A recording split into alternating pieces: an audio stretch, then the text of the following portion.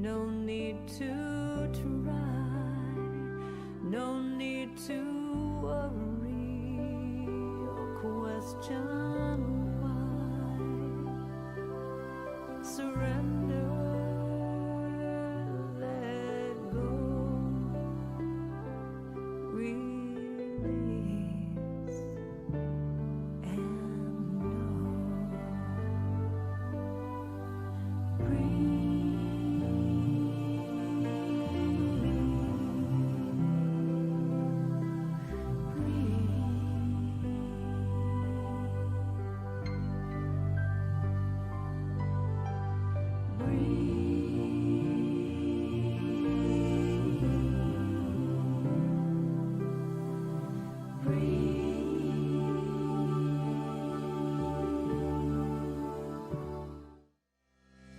Thousands of years ago, the Buddha taught you are what you think.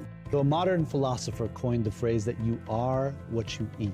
Today, like millions of my human sisters and brothers on planet Earth, I'm becoming mindful about what I eat, what I think. But lately, I've been thinking about this. I watch what I eat, but do I watch what I watch?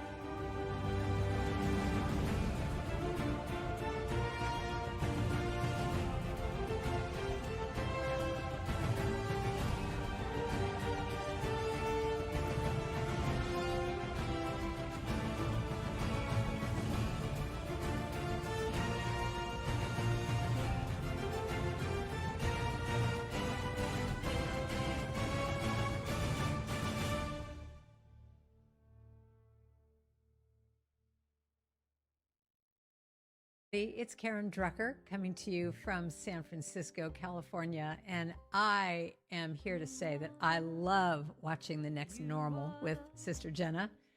I get transformed, I am inspired, it's deep, it's wise, it's wonderful, just like her. I hope you're watching it too. Sister Jenna is one of the purest, most sublime spirits I've encountered. Gentle voice, gentle sound, but booming spirit. She makes life more graspable. I listen to her, I see and sense and say to her and about her. She's a woman of good, a woman of God, a woman of elevated consciousness. I'm so glad to be a part of your life and that you are a part of mine and that we are all together a part of each other's. Peace and blessing. There's no question that change is inevitable. The change here is that there are hundreds of thousands of flags being laid on the grounds of the Washington Mall before the inauguration of the swearing in of a new president and vice president for the United States of America. It shows the empathy and the compassion of the American spirit. And at the same token, there are soldiers and military gears and people scrambling around to create protection and safety. And so there's love and fear being witnessed at the same time. What will win? Love or fear? Love. So let us maintain our high vigil of peace and love, sending it through ourselves to the city and to the world. Here are some friends who are committed to maintaining the vigil of peace. I am Om Shanti. There's no place like Om. I am peace. Om Shanti. I am peace. Om Shanti.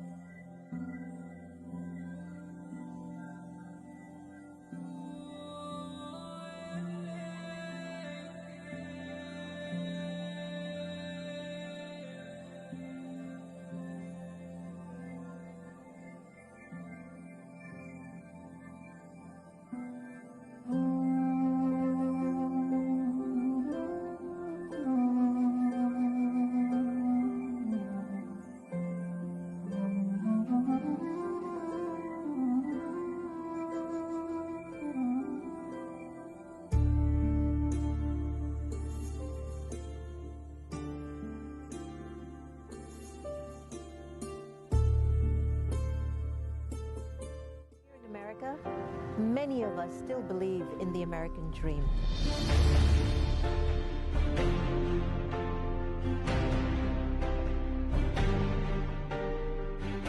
But why are we still not happy?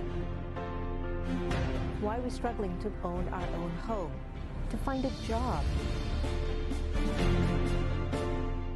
Do we still have faith that our government representatives have a heart? And do they care about the people who actually put them into office? Join us as we sit one-on-one with America's congresspeople and ask the questions that will reveal what is at the heart and soul of the people who decide our lives.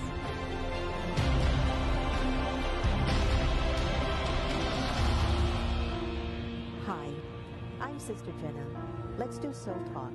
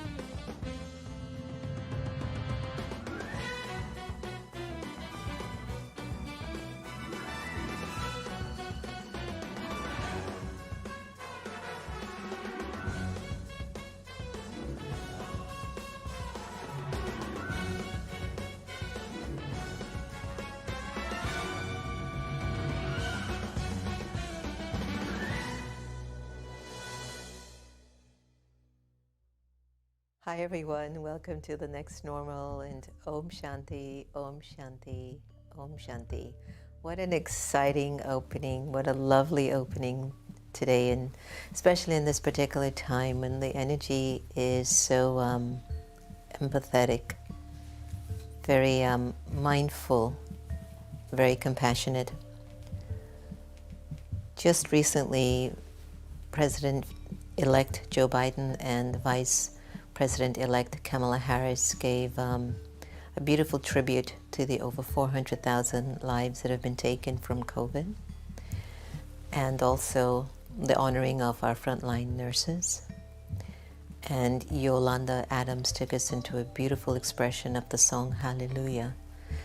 And as I watched that opening and just that scene, and about 2 years ago, Reverend Sylvia from the Unity of Washington, D.C. sponsored and organized a program called Stand Up for Humanity. And one of the sections of the event was where Reverend Sylvia had the hundreds of us that were on the mall, or thousands, to light candles and to line up around the Lincoln Memorial and the reflection pool with our lights. And when I saw the image of the lights today, lining up the reflection pool at the Lincoln Memorial, I remembered that very powerful day when we met out on the steps of the Lincoln, inviting the world and Americans, let us stand up for each other because we are a one humanity. And I think this requires some really, really deep conversations, and you have no idea how I would like to be just with you, just us talking back and forth about everything that you must be feeling and going through, and what we have been feeling for many, many years. Many of the journalists that had to cover the coverage today with Vice President-elect Joe Biden, they kept mentioning the word, I'm being cracked open. Because when you've been in a particular environment that has been very unusual for you or uncomfortable, and you have to hold yourself, whenever you have to be the bigger one in an argument, there are emotions that you might wish to spill out, but you just can't because you feel like it's adding fuel to the fire, so you compose yourself. you're going to hold yourself in check and be as mindful as possible. But it doesn't mean that you don't feel hurt by what was told to you or what was done to you, or what you observed, and feeling a great sense of powerlessness that maybe I can't respond to what I'm witnessing. Maybe the only way I can respond is to yell from the mountaintop and tell you, this isn't the way, this isn't the way. And sometimes we just can't hear each other, and we can't hear even ourselves because we're so caught up in the distraction. The more we rely on external sources to feed us our emotions, the less creative we become in our own thinking. The less we begin to find our own answers inside. We automatically start to depend on external resources for our solutions. And we all know that when we are in particular places of power or institutions of power, if we're in a country that yields a great deal of power, then responsibility to maintain that power is on each one's head. And there are times that that power lacks mindfulness, let's put it that way. Sometimes the power, if there could be just a little bit more mindful, then it could be in service to the greater good of all, or if not at least many. I've been wanting to really have a heart-to-heart conversation about just what we've been really going through, and some people have appreciated it, and some people have really challenged it, and some people are still pondering on what these thoughts or emotions mean that we've been through. And I feel that as I witness today, and I observe the energy of humanity, and I see that there is another way, that there is an example, that we have a sample within each of us to show the world that we can work together and still hold differences.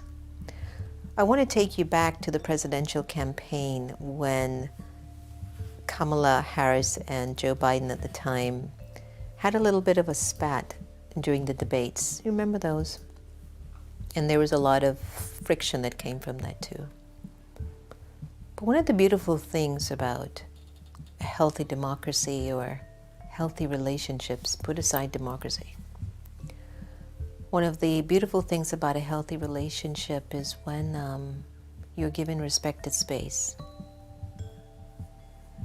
Respected space to share what's on your mind, what's in your heart. Respected space to be able to say something that might not even make sense, but perhaps to have the self-respect or the humility to return to the conversation and say, I think you were right, or maybe you could say, I think I wasn't able to communicate my point across clearly. And there are times that we do hold an idea of each other in our minds. That's very normal. And sometimes I can say for myself, and I am remembering when I was younger, and even my spiritual elders, how they looked out for me and took care of me. I remember in my 20s, I used to think that I really knew what I was telling them. I would say, listen, you don't understand, you misunderstood what I said, you don't see what I'm saying. And I keep forgetting that they look at me as an observer. They observe me in a different way. They see the energy that I am unconscious of when I'm just not in check. And when they speak, they're actually trying to signal to me, try it this way.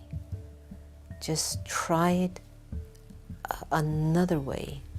And they're just signaling, like, just try it another way. You will find that things will work easier for you. Things will be lighter for you. You will benefit. You will grow. And I think that when we, as Americans, if you're even watching outside of America and you have admired America, or if you've been challenged by America, what we're witnessing in the past 2 weeks, perhaps are two sides to the American spirit. There's an angel there is love and compassion and peace and joy. And then there is another part that struggles to find that within and feel it has to be outside. Whether it's a policy, whether it's the color of the skin, a religion, a political party, whatever is the belief system. And so I'm watching how love is existing on one side, and then I'm also seeing the fear is also feeding the other side, and the fear gets a lot more bandwidth. But today, love took over the media. Light took over the media. Empathy, remembrance, respect covered the air. And even though some news stations didn't cover it fully, it's just so important to recognize these things and begin to see that love and empathy and compassion really is the way. It really is the way. So I wanted to focus on our mindful and mindfulness evening for us to really look at the accumulation of our pure feelings and good wishes. And to what extent have I really, really increased the energy of good feelings in my heart, despite things that I just can't control outside of me. I've noticed that whenever I lose my calm or my center is that I'm attached to an expectation, I'm attached to a person, or I'm attached to a situation that I feel that if it goes this way, it's going to work out better for everyone. There are certain people that believe that their way is the best way, and I don't deny it. I do feel, though, if your way is a good way and it is giving sorrow, a tremendous amount of sorrow, or confusion, or fear, or hurt, then there might be another way. There might be a more mindful, thoughtful, caring way of expressing what you wish to get across, what you need, what you feel is the next best thing. Being mindful means to turn your attention inside of yourself, behind your eyes, and to tap into that part of you that your conscience can sense that it's finally gotten your attention. And in that effort of turning your attention inside of yourself, inside of the soul, and tapping into that part of your conscience where the both of you, as subtle energies of light talking to light, can actually look at yourself and ask, have you been taking care of your mind? Have you been full of good wishes and pure feelings? Have you been full of the energy of purity? Have you been full of peace? The conscience will tell you immediately, yes or no. Remember the days when we used to take exams in high school or in college, and we had multiple questions, like the multiple choices, and you just had to click that A, B, C, or D? The conscience will just tell you A, yes, B, no. Have you been taking care of one of the greatest faculties of the human spirit, your mind? Are your thoughts in order? Are your thoughts in peace? Are your thoughts kind? Are they benevolent? Do they move away from limited ideas and limited belief systems? It's so important for us to recognize that being mindful is to come from a place of bhavna. It's a beautiful Hindi word. Write it down. B-H-A-V, as in Victor, N-A. Bhavna. That's how you pronounce it, I think. My Hindi isn't the best, but this bhavna means my feelings are there. And if my feelings are there, I won't do something that's going to hurt you. Because if I say something, if I look at you, if I do something that imposes suffering on you, it first affects me. And what we've been witnessing for quite a while now is that many individuals, especially in the US, and well, I shouldn't say especially in the US, but it's a global epidemic, is that we're so not in touch with what we're doing to ourselves that it's so easy for us to shoot out a feeling of hate or jealousy or ego or anger, not recognizing that it's damaging the spirit first. It's damaging you, the soul, first. You're losing your center. You're losing your focus. You're losing your purpose as to why you're here. And when we lack the ability to be full and to be mindful, we then start to steal emotions and feelings and ideas and thoughts from people. When I'm not full, I begin to rely on my husband, my wife, my kids, my mother-in-law, father, mother, teacher, sister, brother, guru, guide, that at least you should be responsible for making me feel more powerful. And we say it in a variety of ways. Some people will be like, I remembered when Hillary Clinton was running for office a little bit over 4 years ago.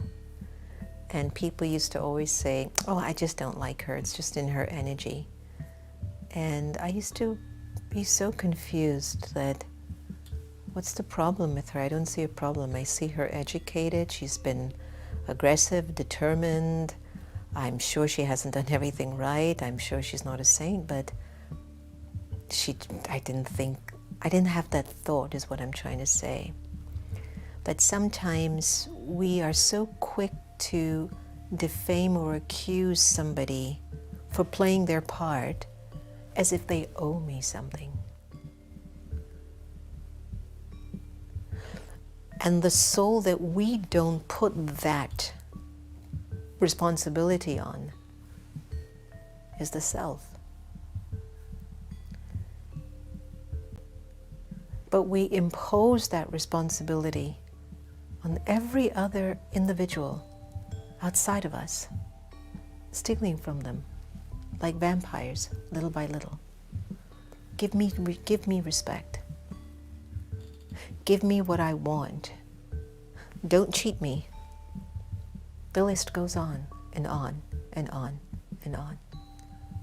All because maybe we've stopped being mindful with our own lives, for our own lives. That we go into relationships saying, I want this first. I was speaking to some friends the other day, and I'm very well known for trusting very openly and very easily. And as I was coming up the stairways the other day, I was talking to a friend, and I said, I just trust. And if a few occasions have emerged and I notice that you're not recognizing that it's important in this relationship, then unfortunately I do lock it off. And it's not to say then people will tell me, well then, aren't you supposed to be unconditional with your love? I've actually heard that. And I says, who says I'm not unconditional with my love? All I'm saying is, I don't have the bandwidth to work with somebody who I can't trust. That's all. That doesn't mean I don't love you. It means you cannot be in this particular scene with me. That's all. And for me, the question arises, what's more important? The trust of a friendship of somebody that's important to you, or me trying to feed my limited desires and illusions? So many times when we step into the realm of becoming very, very mindful, the role of responsibility is so grand that it really, really helps us to grow and become more of who we can be, if we want to. Being mindful in the United States is such a call and such a need. To be prayerful is a need. To be respectful is a need. And to be humble is a need. And if we bring this energy in our personality, you will find that unity will come. We're not united because we're not taking care of our inner world. We're so dissatisfied with our spirits that we will perform the most atrocious act to try to prove to you that we're better and you're not. And whenever we do that, it just keeps increasing that lack in the soul. It keeps building that lack in the soul. It keeps enhancing that lack in the soul. And because of a lack of mindfulness, it gets just deeper as an energy in the soul. As we witness this transition, and we still have a few more hours until it unfolds, everyone is wishing the best, at least I hope they are.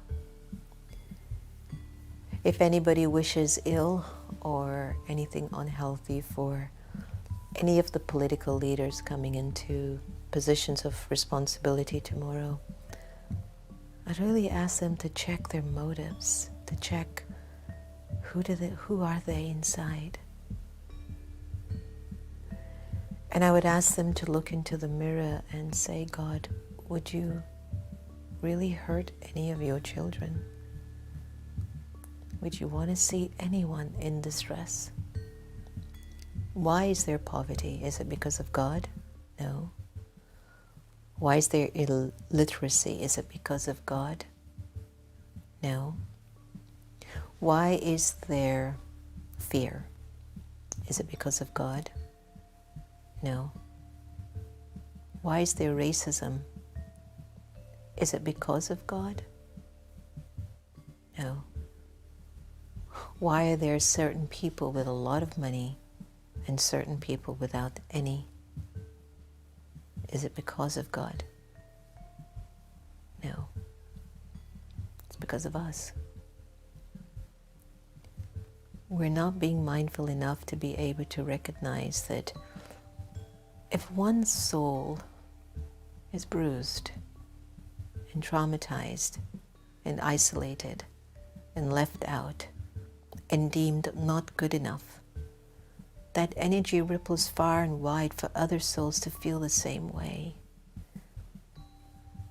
There's an experiment or research that was done. I don't know if it's a research, but there's a story about the butterfly effect. There was a colony of butterflies in one particular area of an island, and they started to flap their wings in a particular way that it impacted the colony on the other side of an island without anyone being told of how to do the wings or flap the wings or go in a particular place.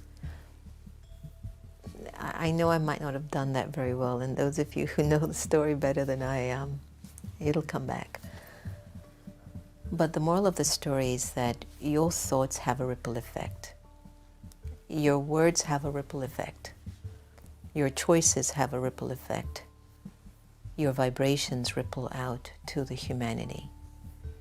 And if you've been somebody rippling out respect, humility, and love, and joy, and kindness, and purity, and peace, then celebrate that you're contributing to the renewal and establishment of a world that works for all. Imagine the atrocities and the hell that we see in the world. It's not because of a leader.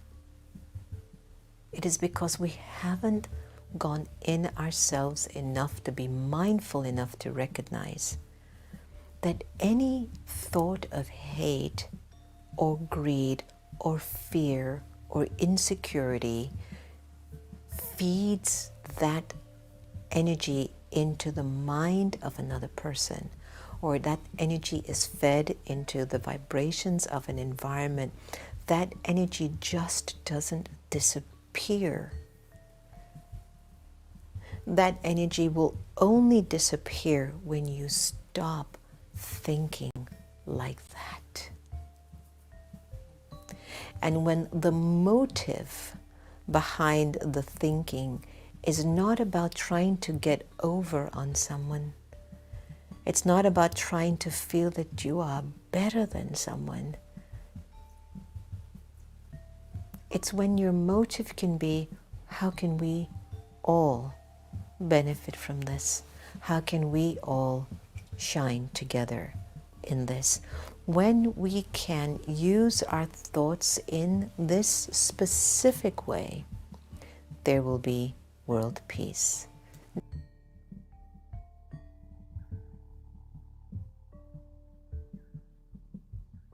Gita, my mother, who you know, has been going through dementia. She was just running towards me. And I know that she has a way of doing things, you know. So I just had to put a pause. So my apologies for the interruption.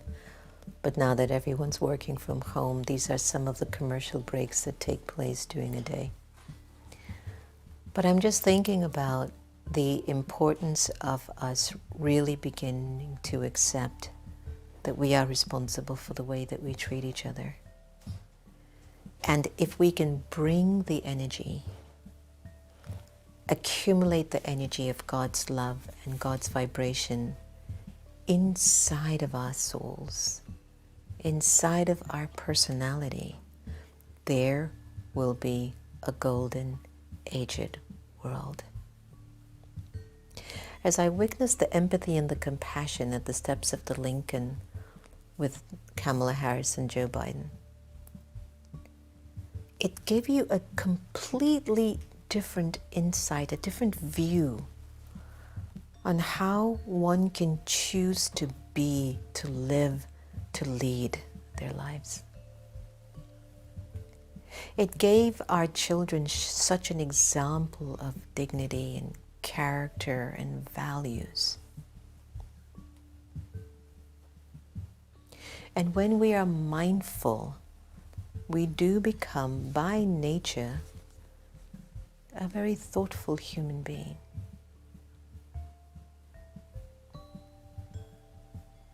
Sometimes when you encounter a thoughtful person, it's as if they just know what's in your heart without you having to say a word.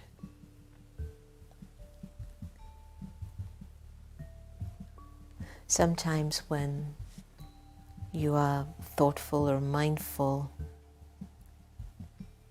you somehow plant seeds that will be nurtured for a very, very long time. It is the seed, that seed of intent, gives life and gives birth to a tree full and rich of fruits. There was a king that had 3 daughters in a kingdom. And the king called the 3 daughters to come over, and he wants to marry them off and give them the reigning of a kingdom. So the story goes like this. So he gave one a seed and told them, let's see how grand of a tree or whatever can emerge from this. And so he gave a seed to the next daughter and says, let me know how grand of a tree you can build. And he gave a seed to the 3rd daughter and say, okay, come back to me in about 6 months and show me what you've done, and whoever is the truest, most clearest, and has the determination and the strength, then the kingdom will be yours, and I have already a prince in line. So about 6 months later, the daughters came back, and one had a tree that was really, really healthy, you know, it was almost even growing fruits. Then the other one had a little tree, and she was kind of okay, I guess, with it. And then another daughter was like, she didn't have nothing. She had a pot, she put her seed in it, nothing happened. So she held her head down and she was very ashamed. Anyway, the king went to the first daughter and she says, wow, that's a pretty good tree. And there was one that just grew like a little bit. And then the king went to the second daughter and says, wow, what did you feed that seed with that it has grown so well and so healthy, and there's even a little fruit coming on it? It says, yes, sire, I've put a lot of love in it and I put a lot of energy in it and all of that. And then he went to the third daughter and she just had her head down and says, I tried, but just nothing would grow. I did everything. I gave it water, I gave it love, I gave it light, I gave it fertilizer, sire, but she just went like that. I'm sorry. And then the king looked at all three of his daughters and he says, thank you. And he selected the third daughter, whose tree didn't grow a bit. And the other two sisters were like, well, why did you choose her? She didn't even have, look, there's nothing at all in her pot. Nothing grew. Why are you choosing her over us? And the king looked at them with compassion and said, because the seeds I gave the three of you were burnt. There is no way they would have grown a tree. I just needed to know who was going to be honest in running my kingdom. Hold on to that story for a little bit. Sometimes you think that you are trying to do the right thing because it's expected of you. And the right thing sometimes looks good in front of the world, but the intent and the motive behind you doing the right thing was deceitful. It was disingenuous. It wasn't true. And the right thing is when you can maintain transparency and honesty at whatever cost. Whatever is the cost or the price that we have to pay to be honest, even if it doesn't look good. You will win. You will be the victor. Being mindful feeds off of the virtue of honesty. And it will make you into a precious, powerful human being. So as we approach the day of inauguration in just a few hours, I would like us to taper down our show tonight with a lot of honor and respect to our incoming President Joe Biden and Vice President Kamala Harris and their family and their cabinet members and everyone that they have selected and chosen to see how they can help to make the country feel safer and a little bit more humane. And to the President Donald Trump and his wife Melania and his children, oceans of love and blessings and peace in everything that you choose to do that is noble and pure-hearted and beneficial for the whole. We wish you well, and we wish you peace of mind. So as we come to our closing of our session tonight, I'd like us to take the next 10 minutes or so and go into a deep dive of meditation for the United States of America, but also to create the vibrations of peace and safety and protection for the inauguration tomorrow. Please tell your friends, share the link with them now. Do subscribe to the YouTube or the Facebook and like the program. Why? Because it's good information and good content. And the world needs to have the ripple vibration of something pure and good and peaceful. So invite them to sit with you and to do their service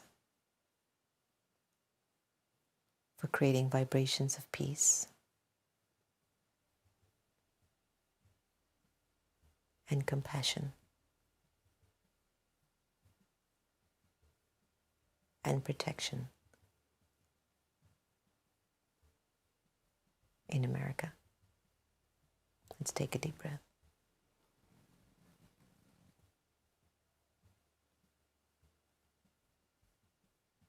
We, the people of the world, in order to create a more perfect self and world, we are born to create a good life, one of wealth, happy relationships, and a healthy mind. I, the soul, am a citizen of the world.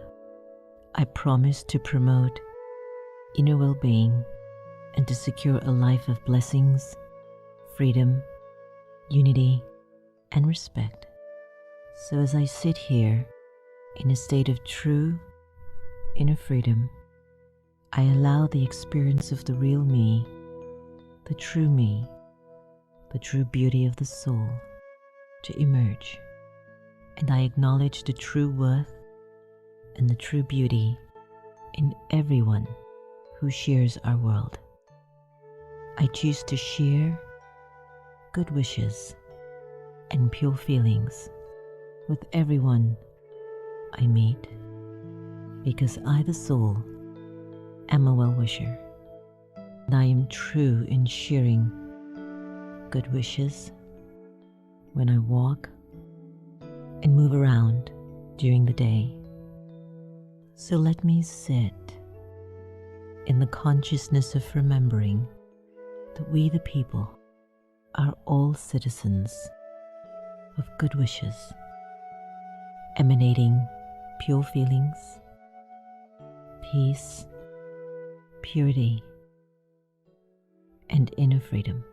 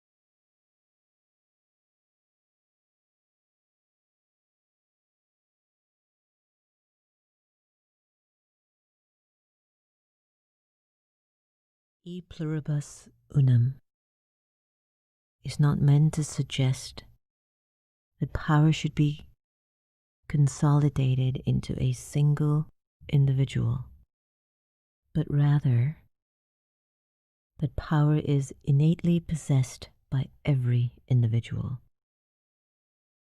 which makes up a single collective. In this meditation, I gently allow my thoughts to become aware that each and every thought is a part of a collective community inside myself.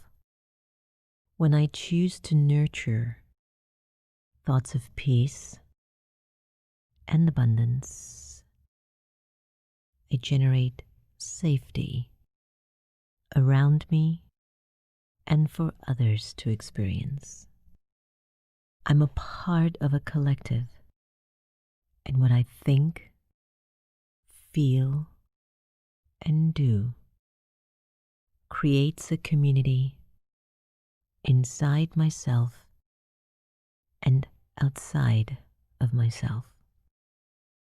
I, the living soul, am a citizen, and through my life, I amplify unity, values, love,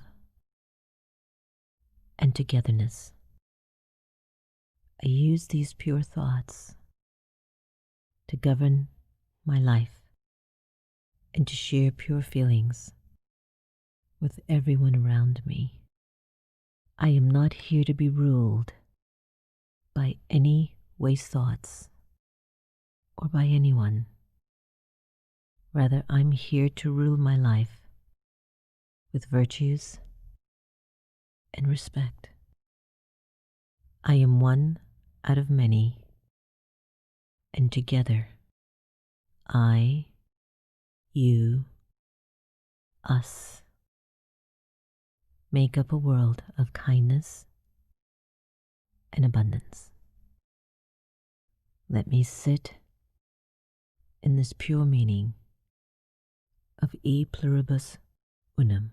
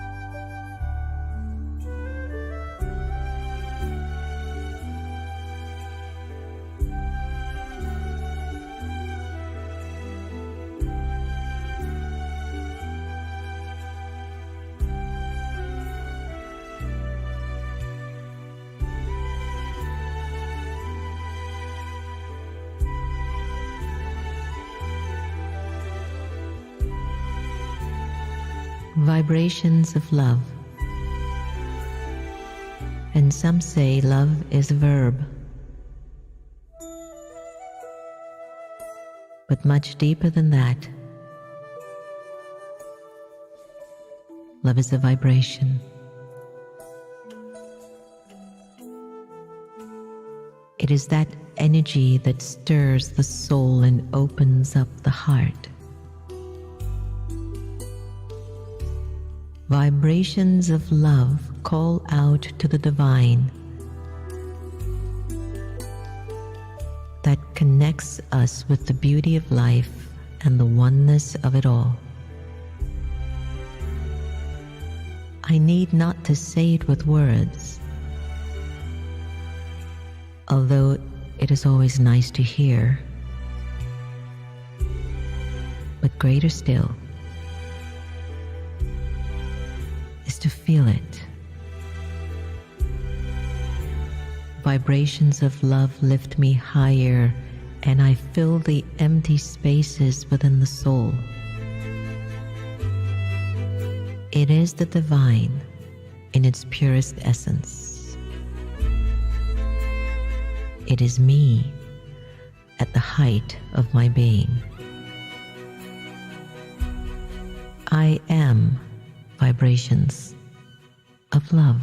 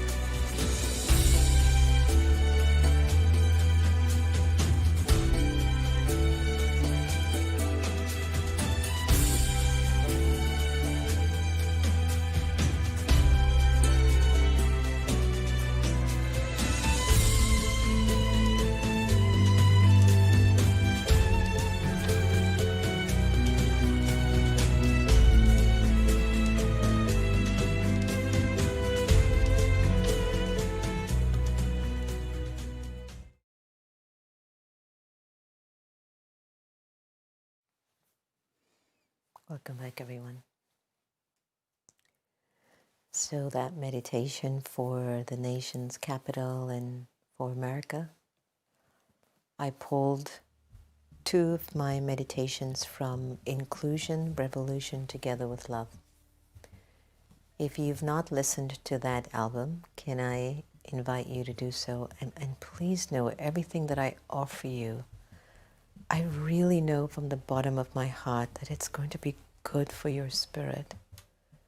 It's going to just make you feel better. We don't need to sell the high watch or make it look too great or grand. And of course, we want the whole world to get our message. But it doesn't mean that everything we do doesn't have that sense of sincerity and integrity in it. So when I pulled those words from the Constitution and looked at E pluribus unum and spiritualized it, to see what does it mean? What does it really, really mean? And then I get to realize really the words in our Bill of Rights, the words in our Constitution, the words are so spiritually linked to the upliftment of all souls, of every living person.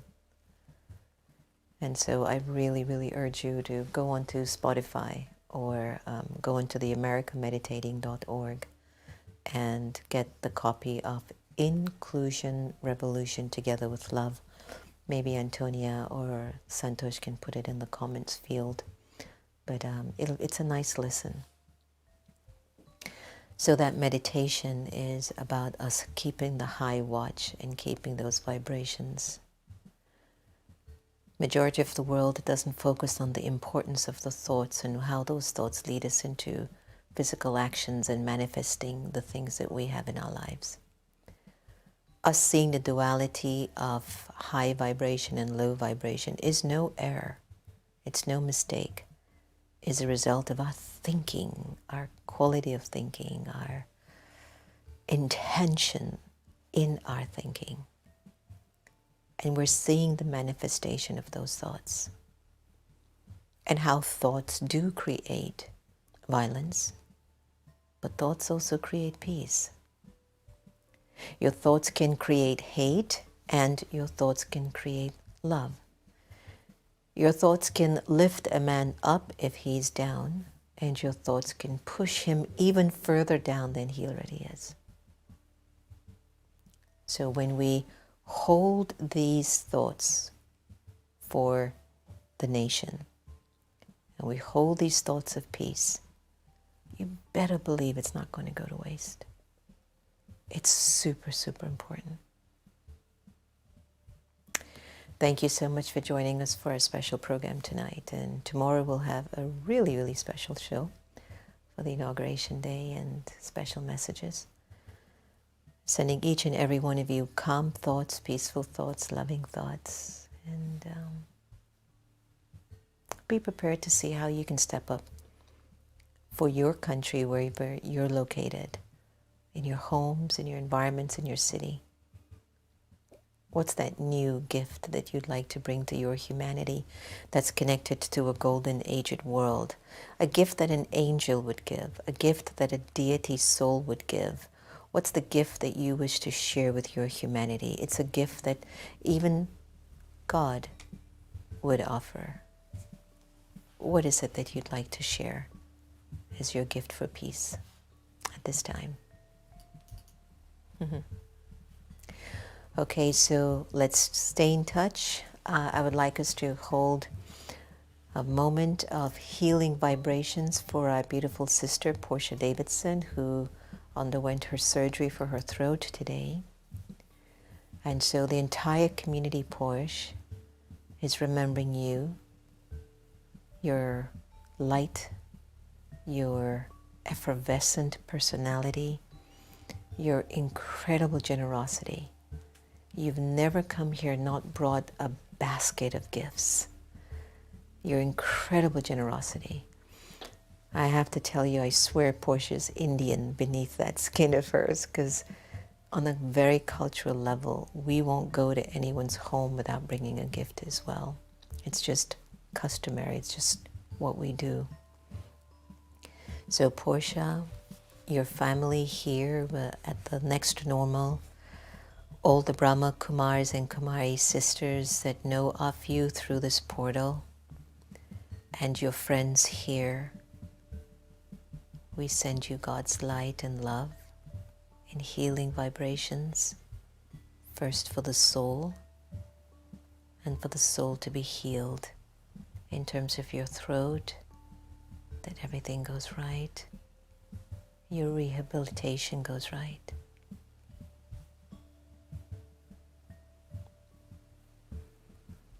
So we send you our love and healing vibrations from everyone.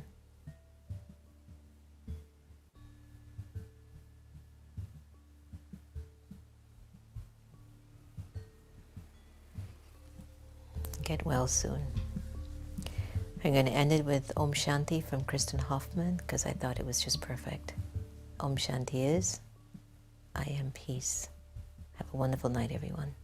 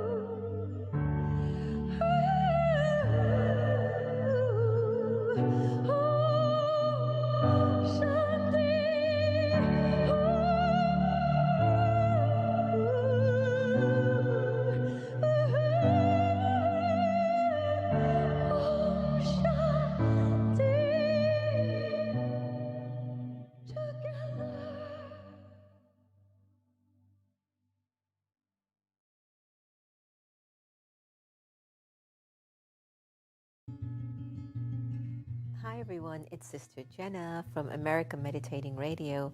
I hope you've been enjoying Wiseish, which you can get live on Twitter, Facebook, or YouTube from 8:30 a.m. to 8:45. But you can also get it on demand 24/7. It's going to be your power boost for the morning. It's your daily dose for the soul. It's just going to encourage you to make the day that much more valuable. So join us. Looking forward to seeing you.